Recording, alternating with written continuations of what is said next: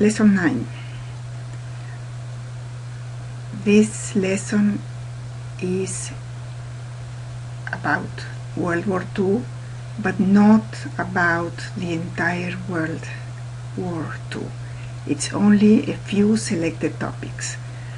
And we are going to, in this lesson, we are going to see how the war started. Then we will just touch on a few topics of the Pacific Front. Then we need to discuss a little more in depth the Holocaust, and then we'll talk about civilian bombing, which is very interesting because the this war was the war that started the acceptance of civilian killings and civilian bombing. The last topic of the lesson will be the Manhattan Project and the dropping of the atomic bombs. In this introduction, we will only discuss a few aspects of them, and I will just give you a general overview of what the lesson is going to be about. So let's begin now with what was going on during the 20 years after the end of the Great War and before the Second War began.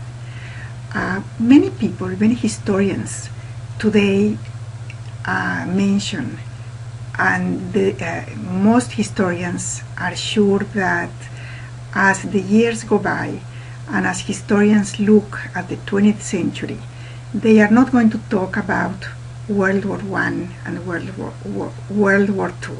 They are going to talk about a great war, the great 20th century war, with a 20-year truce.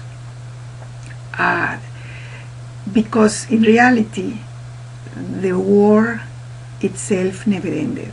The peace settlement was so weak that almost the essence of the peace settlement led to the next war. So let's talk about how the world, specifically the Western world, looked like during those 20 years. And some of these situations we discussed at the end of World War I. For instance, remember that because of the devastation caused by World War I, there was a general frustration and disappointment over the democratic and capitalistic governments who had led to the situation of devastation. President Wilson had tried to suggest and to encourage the world to create a world organization that would prevent another war, the League of Nations. Unfortunately, not even his own country agreed to it. So the League of Nations failed, beginning with the United States. Also remember that this is still the period of the new imperialism. The new imperialism continues, the competition for colonies is still there, and now there are two countries that have become very strong members of the imperialistic club, and those are Japan and the United States. And both Japan and the United States are competing for colonies, and specifically they are both competing for control of the Pacific. And this is one of the important issues that led to the expansion of the war. Also, you remember that we mentioned that the Treaty of Versailles had been a very harsh treaty against Germany. Not only it blamed Germany for all the disasters of the war, but made Germany pay a tremendous amount of money that it was impossible for Germany to be able to pay. and this caused certainly resentment, and the German people felt very humiliated about it.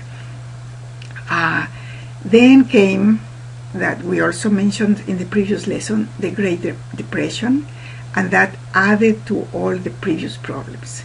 So the Germans are desperate. Not only they cannot catch up with the payments, but at some point, because they stopped payments, France invaded Germany and destroyed the little industrial complex that Germany had. So this was so terrible for Germany that the German people were very angry and very resentful, and that is one of the reasons why they accepted Hitler, who was offering them the solution to all those problems. In all that, it is interesting that the Western countries, even though Hitler is taking power and Hitler is writing about his plans and what he needs, and he's talking about his need for Lebensraum, for living space, and he's even discussing how he's going to get that living space, still the Western countries think of Hitler and Mussolini as a much better option than a Soviet Union. They feel that Germany, Nazi Germany, can be a very good barrier between Western Europe and the Soviet Union. In the meantime, Hitler is making peace treaties with Italy. So Mussolini and Hitler have become very good friends, and they have signed an agreement. Remember what we discussed about the gang mentality? This is happening again. So Hitler feels that Mussolini is behind any action that he takes, and that is going to help him in the decisions that he's going to make. But for Hitler, it's not difficult to make some decisions, because really Germany as a country is desperate. So Hitler decides to risk and start breaking some of the points of the Treaty of Versailles. And the first thing that Hitler does is begins rearmament. In the Treaty of Versailles, one of the points of the Treaty of Versailles had been that Germany could not have an army of over 100,000. Germany begins to increase the size of the army. The majority of the Western countries said, well, it is logical that the years have gone by and Germany feels that they need to protect themselves, so it's okay to do it. The next challenge to the Treaty of Versailles was the sending of troops to the land called the Rhineland. And this was still part of Germany. It was in the border of Germany and France. And the only thing that Hitler does is he sends troops to occupy that land. What was the reaction of the other countries was, well, it is his backyard anyway, so let's just ignore it. So everything that Hitler is doing is checking and see how far they are going to let him go. The next stage is when Hitler decides to invade a land that was part of Czechoslovakia. It's called the Sudetenland, but there was one very good reason. That land was created artificially, taking land from Germany, and in that western part only German people lived. So the Sudetenland was actually German, and it had been taken away, but the population was still German. Hitler went, the population there welcomed him, but then the Western countries began to wonder, what should we do about that? And that's when they organized the Munich conference. So they all got together and they wondered what they should do. There in England, there was one person, Churchill, who said, this is too much. We have to stop it. However, the Prime Minister, Chamberlain, said, doing something right now is too risky. We do not want to start another catastrophe as the war that we just had. Let's try for peace. It is easy today, after we know what happened, to criticize Chamberlain. It is very easy to say appeasement was bad.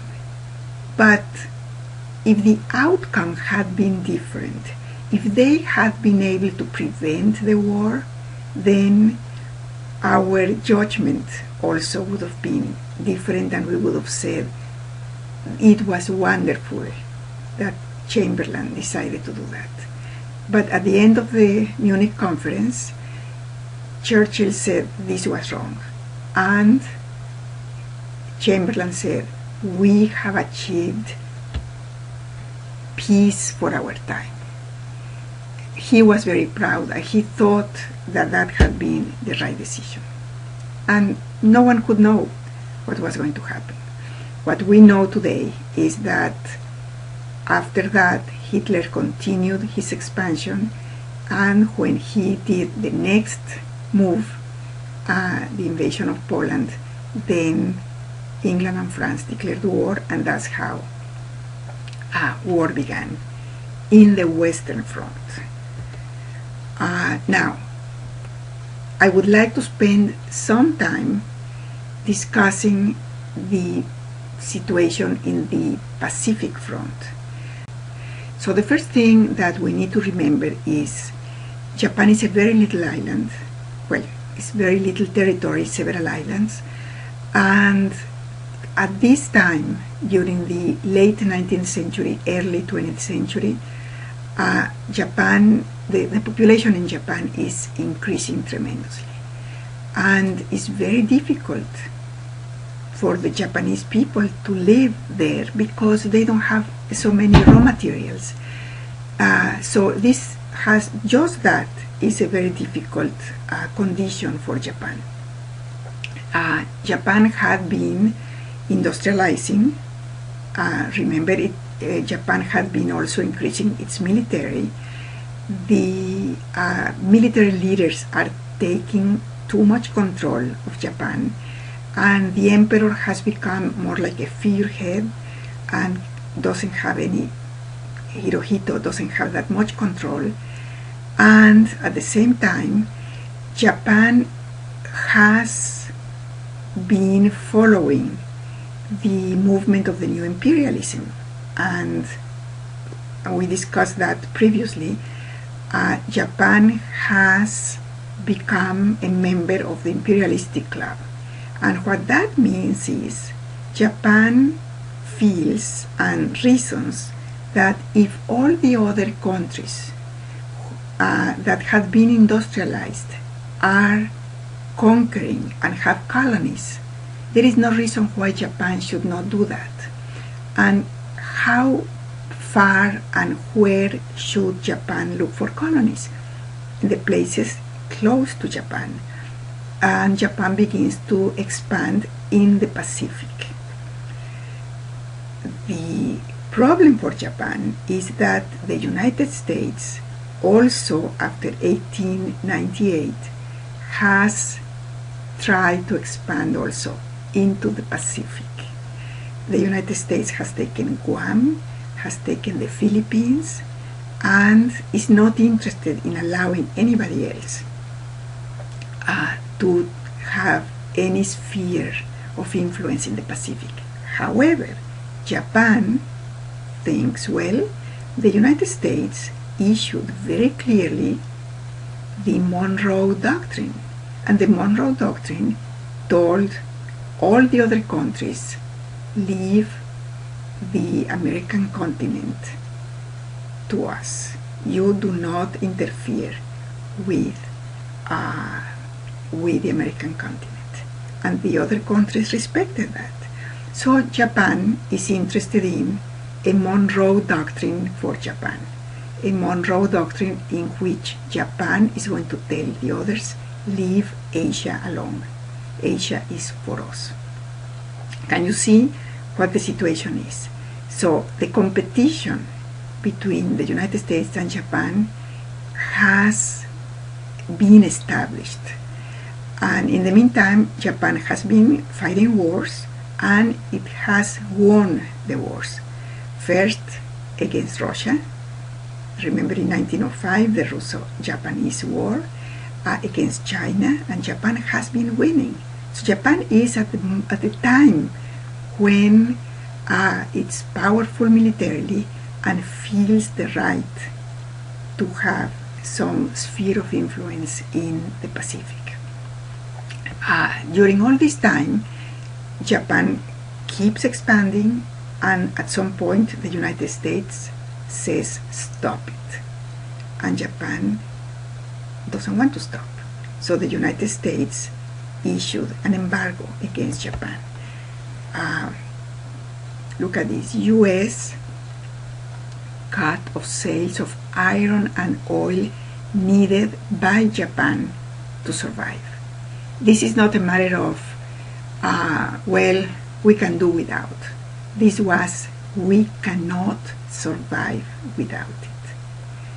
And so the Japanese people in general, but the Japanese leaders are very angry, and what they say is, this is war. It may not be declared, but it is war.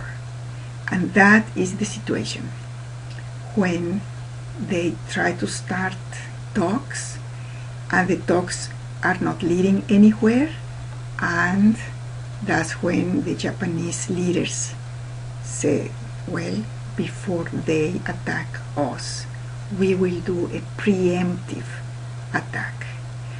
Now, I would like to talk a little about a conspiracy theory about this. There is more explanation and more details in your slides for this lesson, but there are some people who claim that the attack on Pearl Harbor was perfectly known by the President of the United States, and that the President of the United States, knowing that Japan was planning and about to implement the attack, did nothing. Conspiracy theories are interesting and are usually very passionate. The reality is, and this is as far as we can say, you have this, what you see here, you have it in your slides. But what we know, the only thing that we know for sure is that the United States President and the United States officers knew that something was going to happen. There was no way almost to prevent war because of the embargo against Japan, and because of the situation, and because of the militaries leading Japan. And this is what, look at who says this, the Secretary of War, Stinson. And this is what he says.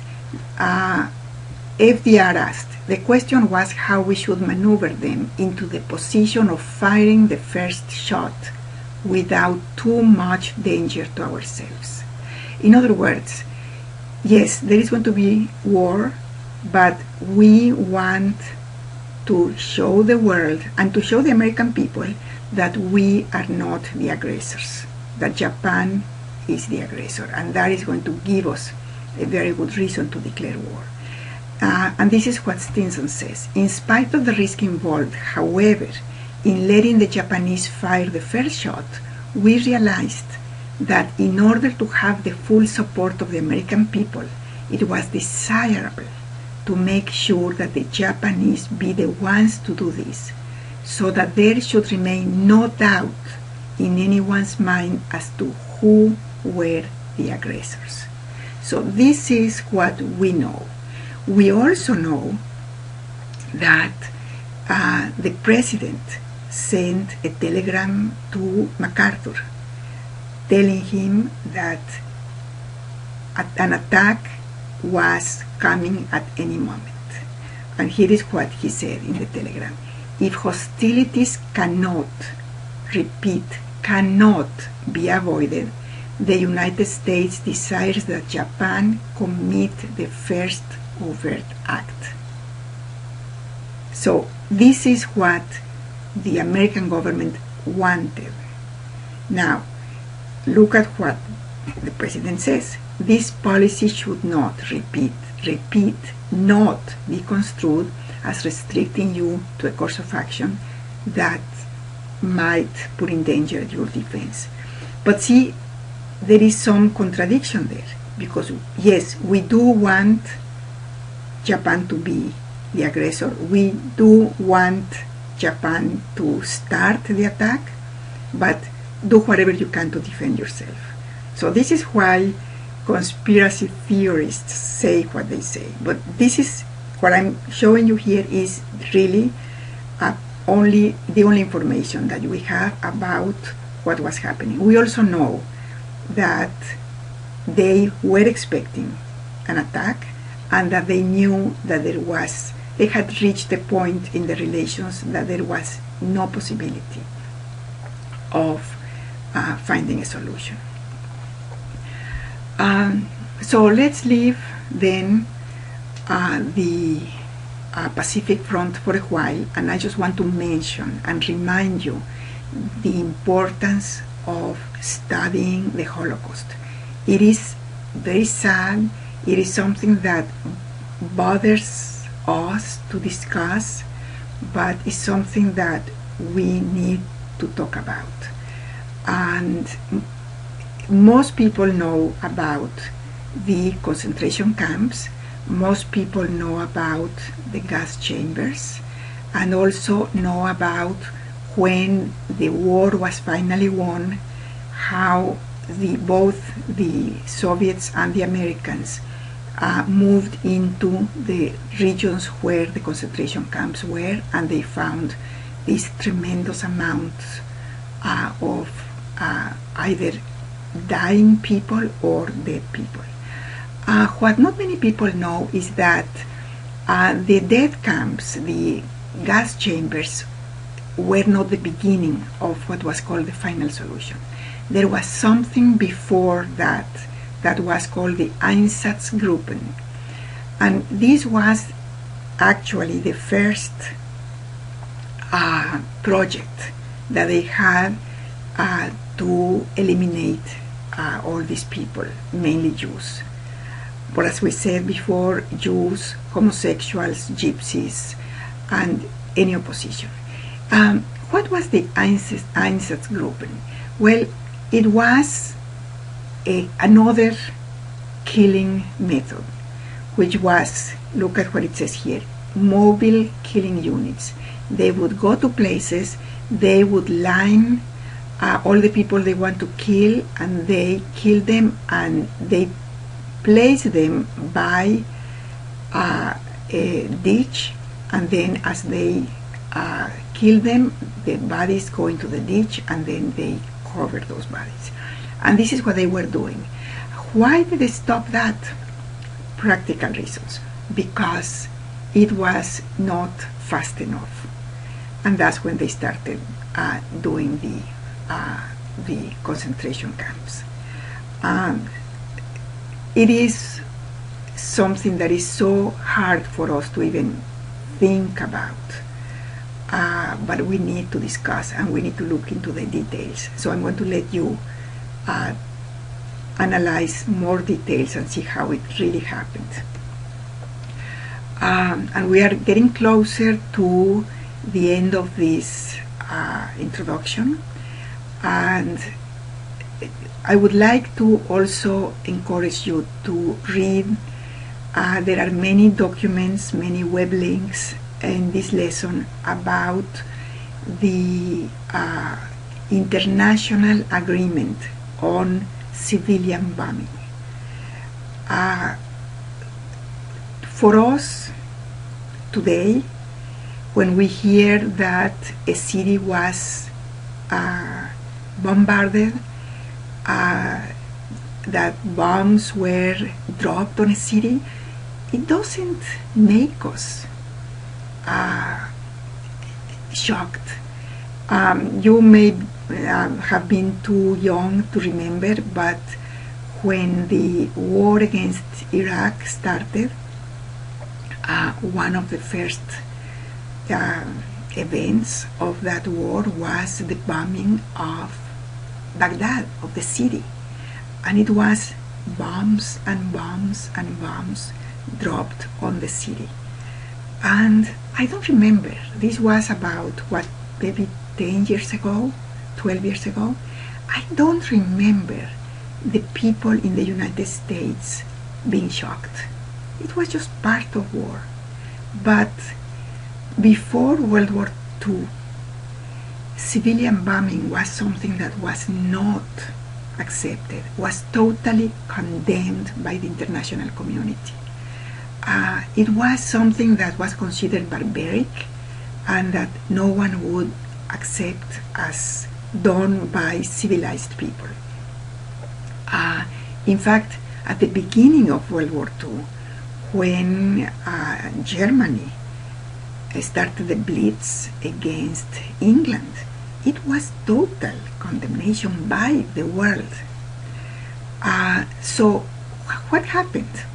Well, Germany started bombing England.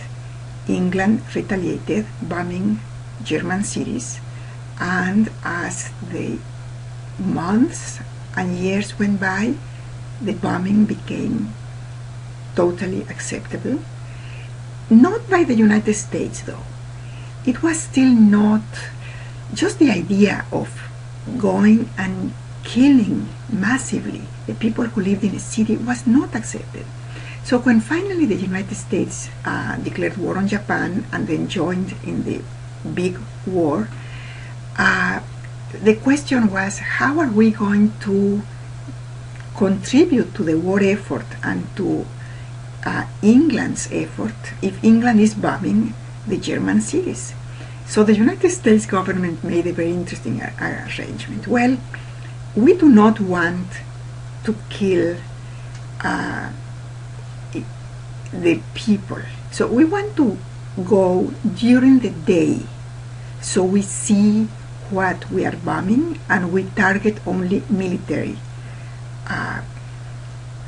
places. Now, but then England could go at night. So that was kind of the way they divided it. So the United States would bomb during the day and England would go at night. And in that way, they felt good because it was a good justification. And the other justification was, well, if we bomb the cities of Germany, then the population in Germany are going to be so tired and their morale is going to be so low that they will do something to get rid of Hitler. So that would be the way to end the war, by bombing the cities. The result was totally the opposite. Look at this, about how many people died in Germany during that time. The cities were totally destroyed and the morale did not change. So it was so the justification did not work. But by that time, civilian bombing has become unacceptable. So when the moment came to decide whether to bomb the cities of Japan, the legal issue, the international law against civilian bombing was no longer an issue. Finally, the last topic of this lesson is the Manhattan Project. This is a very, I guess, personal and emotional issue for some of us, because Oak Ridge participated actively in this project. Oak Ridge sent to Los Alamos the material, and there was a very large number of scientists who came to Oak Ridge to work. I remember when I first came to Oak Ridge, my husband is a nuclear physicist, and he came to work here. And I remember that his friends, all of them physicists, were very proud that we came to Oak Ridge, because they said Oak Ridge is the city with the highest number of PhDs per square mile. And it is true, because all these scientists, engineers, people that came to Oak Ridge at the time were the top of the top to work on the Manhattan Project. And once the bombs were ready, the big problem was Germany was no longer an enemy. The war with Germany had ended. So the Manhattan Project started because they thought that Germany was developing a bomb. The bomb was being developed here, but before it was finished, the war with Germany ended. So General Groves was very angry when he found out that the war was ended, the war with Germany. However, he was very happy that the United States was still at war with Japan, because he said, okay, so if we are still at war with Japan, then we can use it against Japan. So when the project was ended and the 3 bombs were ready, and they tested one, and that one worked, then they knew they had 2 bombs left, Fat Man and Little Boy. And during all this time, FDR died and President Truman took over, and so the decision was left to President Truman, who, by the way, was the vice president and didn't know anything about the Manhattan Project. Read in the lesson the declarations by President Truman, and also read about the petitions that the scientists both from Chicago and from Oak Ridge sent to the president. What is what they wanted to do instead of just dropping the bomb on Japan the way it happened. So read all about in the components of the lesson. And of course we know that the final decision of President Truman was to drop the bombs, first on Hiroshima and a few days later on Nagasaki. And that ended the Second World War. The devastation was terrible. This started a new chapter in the history of the world.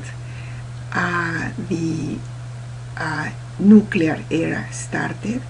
The nuclear threat began, and still today we hear about if this country or that other country or that other country are developing or is developing nuclear weapons, weapons of mass destruction. Well, there is a big team of countries now that own weapons of mass destruction. If you put all the weapons of mass destruction that exist in the world together, they are not as many as the weapons of mass destruction that the United States owns. But the arms race and the nuclear arms race is our topic for the next lesson, because this began a new war. We call it the Cold War, but in reality it was not cold. It was cold for the United States and the Soviet Union, but it was hot in many different areas of the world. And that's our topic for next week.